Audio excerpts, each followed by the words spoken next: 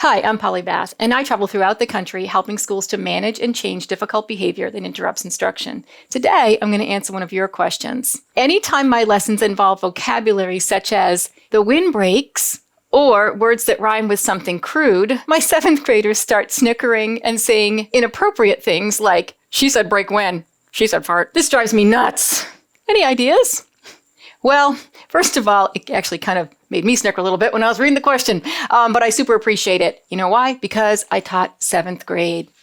Okay, so this is called being a 7th grader, and it's kind of called being a 5th grader and a 6th grader too. And so we see a lot of that developmentally at that age bracket. They're looking for the most important thing in their life right now is how their peer group views them, whether they're subculture, which we are not, likes them, laughs with them. Even if they get in trouble, to them, it's more important that that peer group noticed them or they got a little bit of the stage than not getting in trouble. Sounds kind of strange, but it is pretty kind of expected.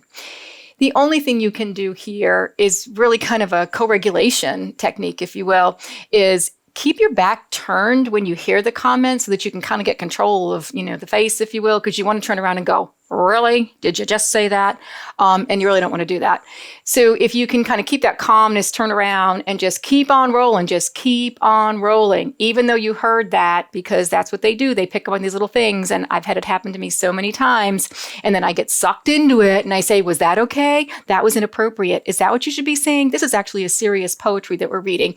Don't even go there. Just keep on going and say, okay, remember the expression when she said, the wind breaks in the air. She meant that it breaks the silence of what we are hearing, and just get a little dramatic. You kind of want to go a little bit higher there with the way you're doing instruction so that, do you take the limelight away from them? Yeah, but that's okay because you're the teacher.